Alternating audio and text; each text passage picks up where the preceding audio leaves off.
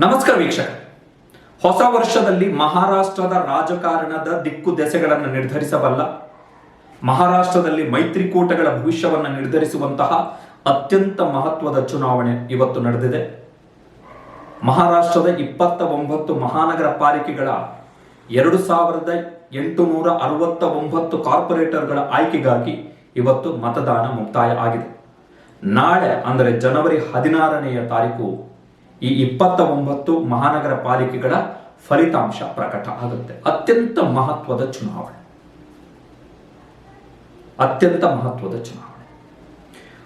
ಪ್ರಮುಖ ಮಹಾನಗರ ಪಾಲಿಕೆಗಳು ಒಂದು ಬೃಹತ್ ಮುಂಬೈ ಮಹಾನಗರ ಪಾಲಿಕೆ ಕಳೆದ 25 ವರ್ಷಗಳಿಂದ ವಿಶ್ವದ ಅತ್ಯಂತ ದೊಡ್ಡ ಮಹಾನಗರ ಪಾಲಿಕೆ ಶಿವಸೇನೆಯ ಹಿಡಿತದಲ್ಲಿತ್ತು. ವಿಶ್ವದ ಅತ್ಯಂತ ಶ್ರೀಮಂತ ನಗರ ಪಾಲಿಕೆ 76,000 ಕೋಟಿ ರೂಪಾಯಿ ಬಜೆಟ್ ಇರುವಂತಹ ಪಾಲಿಕೆ ಶಿವಸೇನೆಯ ಹಿಡಿತದಲ್ಲಿತ್ತು. ಆದರೆ ಈಗ ಶಿವಸೇನೆ ಹೋಳಾಗಿದೆ. ಮುಂಬೈ ಮಹಾನಗರ ಪಾಲಿಕೆಗೆ ಲಾಸ್ಟ್ ಟೈಮ್ ಎಲೆಕ್ಷನ್ ನಡೆದಿದ್ದು 2017ರಲ್ಲಿ. ಅಲ್ಲಿಯವರೆಗೂ ಕೂಡ ಅದು ಶಿವಸೇನೆಯ ಹಿಡಿತದಲ್ಲಿ. ಏಕನಾಥ್ ಶಿಂದೆ ಬಿಜೆಪಿಯ ಜೊತೆಗಿದ್ದಾರೆ, ಉದ್ಧವ್ ಠಾಕ್ರೆ ಮಹಾವಿಕಾಸ್ ಅಘಾಡಿ ಮೈತ್ರಿಕೂಟದ ಜೊತೆಗಿದ್ದಾರೆ. ಆದರೆ ಮುಂಬೈ ಮಹಾನಗರ ಪಾಲಿಕೆಯ ಚುನಾವಣೆಯಲ್ಲಿ ಬಿಜೆಪಿ ಮತ್ತು ಏಕನಾಥ್ ಶಿಂದೆ ಒಂದು ಬಣ, ಒಂದು ಮೈತ್ರಿಕೂಟ, ಅಜಿತ್ ಪವಾರ್ ಒಂದು ಬಣ, ಕಾಂಗ್ರೆಸ್ ಮತ್ತು ವಿಬಿಎ ಇದು ಒಂದು ಮೈತ್ರಿಕೂಟ, ರಾಜ್ ಠಾಕ್ರೆ ಮತ್ತು ಉದ್ಧವ್ ಠಾಕ್ರೆ ಅವರ ಶಿವಸೇನೆ ಒಂದು ಮೈತ್ರಿಕೂಟ. ಸೊ ಬೇರೆ ಬೇರೆ ಬಹು ಕೋನ ಸ್ಪರ್ಧೆಯಲ್ಲಿ ಮಲ್ಟಿ ಆಂಗಲ್ ಎಲೆಕ್ಷನ್ ನಡೆದಿರುವಂಥದ್ದು ಇಲ್ಲಿ. ಸೊ ಮತ್ತೆ ಶಿವಸೇನೆ ಅಂದ್ರೆ ಉದ್ಧವ್ ಠಾಕ್ರೆ ಬಣದ ಹಿಡಿತಕ್ಕೆ ಮಹಾನಗರ ಪಾಲಿಕೆ ಬರುತ್ತಾ ಎನ್ನುವಂಥದ್ದು ಪ್ರಮುಖವಾದಂತಹ ಪ್ರಶ್ನೆ. ನಾಳೆ ಅದಕ್ಕೆ ಉತ್ತರ ಸಿಗುತ್ತೆ. Politically very very important. ಭಾರತದ ವಾಣಿಜ್ಯ ನಗರಿ, ವಿಶ್ವದ ಅತ್ಯಂತ ದೊಡ್ಡ ಮಹಾನಗರ ಪಾಲಿಕೆ, ಅತ್ಯಂತ ಶ್ರೀಮಂತ ಮಹಾನಗರ ಪಾಲಿಕೆ, 227 ವಾರ್ಡ್ಗಳಿರ್ತಕ್ಕಂತಹ ಮಹಾನಗರ ಪಾಲಿಕೆ.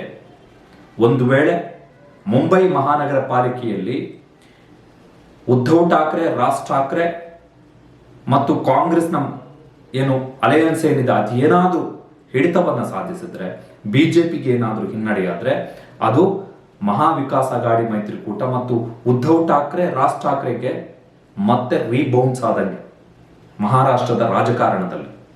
ಒಂದು ವೇಳೆ ಕೈ ತಪ್ಪಿ ಹೋದ್ರೆ ಅದರ ನೇರ ಪರಿಣಾಮ ಇನ್ನಷ್ಟು ಭೀಕರವಾಗಿರುತ್ತೆ. ಕಾಂಗ್ರೆಸ್ ಇರಬಹುದು, ಉದ್ಧವ್ ಠಾಕ್ರೆ ಇರಬಹುದು, ರಾಜ್ ಠಾಕ್ರೆ ಇರಬಹುದು. ಇನ್ನು ಪುಣೆ ಮಹಾನಗರ ಪಾಲಿಕೆ ಕಳೆದ 10 ವರ್ಷಗಳಿಂದ ಬಿಜೆಪಿಯ ಹಿಡಿತದಲ್ಲಿರುವಂತಹ ಮಹಾನಗರ ಪಾಲಿಕೆ ಇದು. ಆದರೆ ಇಲ್ಲಿ ಅಜಿತ್ ಪವಾರ್ ಮತ್ತು ಶರದ್ ಪವಾರ್ ಎನ್ಸಿಪಿಯ 2 ಬಣಗಳೇನಿದ್ದಾವೆ ಅವು ಎರಡೂ ಕೂಡ ಒಟ್ಟಾಗಿವೆ. ಈ ಬಾರಿ ಇಬ್ರು ಕೂಡ ಒಂದಾಗಿ ಎಲೆಕ್ಷನ್ ಕಂಟೆಸ್ಟ್ ಮಾಡ್ತಾ ಇದ್ದಾರೆ. ಹೀಗಾಗಿ ಬಿಜೆಪಿಯಿಂದ ಅಧಿಕಾರವನ್ನು ಕಿತ್ಕೊಳ್ಳುವಂತಹ ಪ್ರಯತ್ನವನ್ನ ಇಲ್ಲಿ ಎನ್ಸಿಪಿ ಮಾಡ್ತಾ ಇದೆ. ನಾಗ್ಪುರ ಬಿಜೆಪಿಯ ಮಾತೃ ಸಂಸ್ಥೆ ರಾಷ್ಟ್ರೀಯ ಸ್ವಯಂ ಸೇವಕ ಸಂಘದ ಹೆಡ್ ಆಫೀಸ್ ಅಥವಾ ಮುಖ್ಯ ಕಚೇರಿ ಇರುವಂತಹ ನಗರ ನಾಗ್ಪುರ. ಮಹಾರಾಷ್ಟ್ರದ ಮುಖ್ಯಮಂತ್ರಿ ದೇವೇಂದ್ರ ಫಡ್ನವೀಸ್ ಅವರ ತವರು. ಆದರೆ ನಾಗ್ಪುರ ಕಾಂಗ್ರೆಸ್ ಹಿಡಿತದಲ್ಲಿರುವಂತಹ ನಗರ. ಅದು ಕಾಂಗ್ರೆಸ್ ಅಲ್ಲಿ ಪ್ರಬಲವಾಗಿದೆ. ಹೀಗಾಗಿ ಮುಖ್ಯಮಂತ್ರಿ ಆಗಿರುವ ಕಾರಣ ದೇವೇಂದ್ರ ಫಡ್ನವೀಸ್ ಅವರಿಗೆ ತಮ್ಮ ವರ್ಚಸ್ಸು ತಮ್ಮ ಊರಲ್ಲಿ ತೋರಿಸಲೇಬೇಕಾದಂತ ಅನಿವಾರ್ಯತೆ ಇದೆ. ಸೊ ಅದಕ್ಕೂ ಕೂಡ ನಾಳೆ ಉತ್ತರ ಸಿಗುತ್ತೆ. ಇನ್ನು ನಾಸಿಕ್ನಲ್ಲಿ ಈ ಬಾರಿಯ ಚುನಾವಣೆಯಲ್ಲಿ ಠಾಕ್ರೆ ಸಹೋದರರು ಅಂದ್ರೆ ಉದ್ಧವ್ ಠಾಕ್ರೆ ಮತ್ತು ರಾಜ್ ಠಾಕ್ರೆ ಇಬ್ರು ಏನು ಒಂದಾಗಿದ್ದಾರೆ, ಅವರಿಗೂ ಬಿಜೆಪಿಯ ಸಚಿವ ಗಿರೀಶ್ ಮಹಾಜನ್ ಇವರ ನಡುವೆ ಪ್ರತಿಷ್ಠೆಯ ಸಂಘರ್ಷ ಈ ಚುನಾವಣೆಯಲ್ಲಿ ಈ ಬಾರಿ ನಡೆದಿದೆ. ಇನ್ನು ಥಾಣೆ ಮಹಾರಾಷ್ಟ್ರದಲ್ಲಿ ಬಿಜೆಪಿ ಮೈತ್ರಿಕೂಟದ ಪ್ರಮುಖ ಪಾಲುದಾರ ಪಕ್ಷ ಶಿವಸೇನೆಯ ಒಂದು ಭಾಗ ಏನಿದೆ ಅದರ ನಾಯಕ ಏಕನಾಥ್ ಶಿಂದೆ ಅವರಿಗೆ ಅತ್ಯಂತ ಮಹತ್ವದ ಚುನಾವಣೆ ಇದು. ಕಾರಣ ಥಾಣೆ ಏಕನಾಥ್ ಶಿಂದೆ ಅವರ ಪಾರುಪತ್ಯ ಇರ್ತಕ್ಕಂತಹ ನಗರ. ಒಂದು ವೇಳೆ ಥಾಣೆಯಲ್ಲಿ ಈ ಬಾರಿ ಬಿಜೆಪಿ ಮತ್ತು ಠಾಕ್ರೆ ಸಹೋದರರು ಏನಾದರೂ ಮೇಲುಗೈ ಸಾಧಿಸಿದ್ರೆ ಅಲ್ಲಿಗೆ ಮಹಾರಾಷ್ಟ್ರದ ರಾಜಕಾರಣದಲ್ಲಿ ಏಕನಾಥ್ ಶಿಂದೆ ಕತೆ ಮುಗೀತು ಅಂತ ಹೇಳಿ ಅರ್ಥ. ಕಾರಣ ಏನೇ ಆದರೂ ಕೂಡ ತಾನೇ ನನ್ನನ್ನು ಬಿಟ್ಕೊಡಲ್ಲ ಎನ್ನುವಂಥ ನಿರೀಕ್ಷೆಯಲ್ಲಿ ಏಕನಾಥ್ ಶಿಂದೆ ಅವರಿದ್ದಾರೆ. ಅದರಲ್ಲೂ ವಿಶೇಷವಾಗಿ ಮಹಾರಾಷ್ಟ್ರ ವಿಧಾನಸಭಾ ಚುನಾವಣೆ 2024ರಲ್ಲಿ ಏನು ನಡೀತು, ಆ ಸಂದರ್ಭದಲ್ಲಿ ಏಕನಾಥ್ ಶಿಂದೆ ಅವರೇ ಮುಖ್ಯಮಂತ್ರಿ ಆಗ್ತಾರೆ 2ನೇ ಬಾರಿಗೆ ಅಂತಿತ್ತು. ಆದರೆ ಬಿಜೆಪಿ ಏಕನಾಥ್ ಶಿಂದೆ ಅವರನ್ನು ಪಕ್ಕಕ್ಕೆ ಇಟ್ಬಿಟ್ಟು ತನ್ನದೇ ನಾಯಕ ದೇವೇಂದ್ರ ಫಡ್ನವೀಸ್ ಅವರನ್ನು ಮುಖ್ಯಮಂತ್ರಿಯನ್ನಾಗಿ ಮಾಡಿದ್ರು. ಅದಾದ ಬಳಿಕ ಸಿಕ್ಕಾಪಟ್ಟೆ ಜಗಳಗಳಾಗಿದೆ, ಬಹಿರಂಗವಾಗಿ ಕಚಾಟಗಳಾಗಿದೆ, ಬಹಿರಂಗ ಸಂಘರ್ಷಗಳಾಗಿದೆ ಏಕನಾಥ್ ಶಿಂದೆ ಮತ್ತು ಬಿಜೆಪಿಯ ನಡುವೆ. ಹೀಗಾಗಿ ಒಂದು ವೇಳೆ ಥಾಣೆಯಲ್ಲಿ ಏಕನಾಥ್ ಶಿಂದೆ ತಮ್ಮ ವರ್ಚಸ್ಸನ್ನು ಉಳಿಸಿಕೊಳ್ಳದೆ ಹೋದರೆ ಅಲ್ಲಿಗೆ ಬಿಜೆಪಿ ಏಕನಾಥ್ ಶಿಂದೆ ಅವರನ್ನು ಕಂಪ್ಲೀಟ್ ಸೈಡ್ ಲೈನ್ ಮಾಡಿಬಿಟ್ಟು ಕಸದ ಬುಟ್ಟಿಗೆ ಎಸೆದು ಬಿಡುತ್ತೆ. ಸೊ ಇದು ಪ್ರಮುಖ ನಗರ ಪಾಲಿಕೆಗಳು.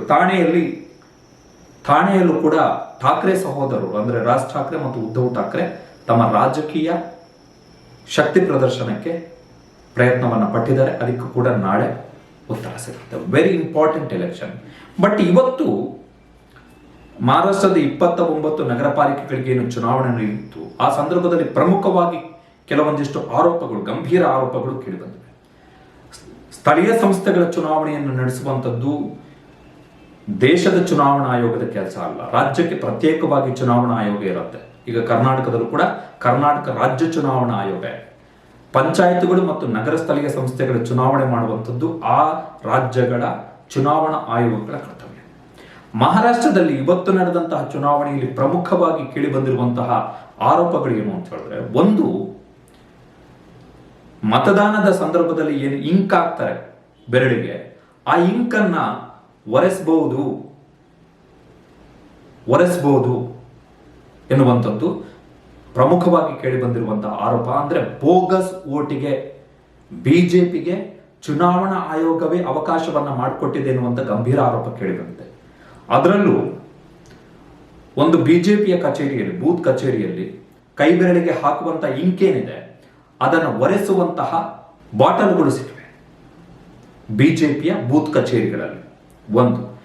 ಎರಡನೇದ್ದು, ಕೇಂದ್ರ ಚುನಾವಣಾ ಆಯೋಗ ಏನು ಪ್ರಿಸ್ಕ್ರೈಬ್ ಮಾಡಿತ್ತು ತನ್ನ ಎಲೆಕ್ಷನ್ ಅಲ್ಲಿ, ಲೋಕಸಭೆ ಇರಬಹುದು ವಿಧಾನಸಭಾ ಚುನಾವಣೆಯಲ್ಲಿ ಯಾವ ಇಂಕನ್ನು ಬಳಸಬೇಕು ಅಂತೇಳಿ ಸೂಚನೆಯನ್ನು ಕೊಟ್ಟಿತ್ತು, ಅದರ ಬದಲಿಗೆ ಈ ಚುನಾವಣೆಯಲ್ಲಿ ಪೆನ್ ಬಳಸಲಾಗಿದೆ ಎನ್ನುವಂಥದ್ದು ಆರೋಪ.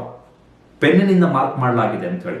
ಅದಾದ ಬಳಿಕ ಚುನಾವಣಾ ಆಯೋಗದವರು, ರಾಜ್ಯ ಚುನಾವಣಾ ಆಯೋಗದವರು ಒಂದು ಆರ್ಡರ್ ಅನ್ನು ಇಶ್ಯೂ ಮಾಡಿದ್ದಾರೆ. ಮತದಾನದ ಸಂದರ್ಭದಲ್ಲಿ, ಇವತ್ತು ಮತದಾನ ಪ್ರಕ್ರಿಯೆ ನಡೀತಾ ಇದ್ದಂತಹ ಸಂದರ್ಭದಲ್ಲಿ ಏನು ಅಂತ ಹೇಳಿದ್ರೆ 2-3 ಬಾರಿ ಕೈಗೆ ಇಂಕನ್ನು ಪೆನ್ನಿಂದ ಜಾಸ್ತಿ ಮಾರ್ಕ್ ಮಾಡಿ ಅಂತ ಹೇಳಿ.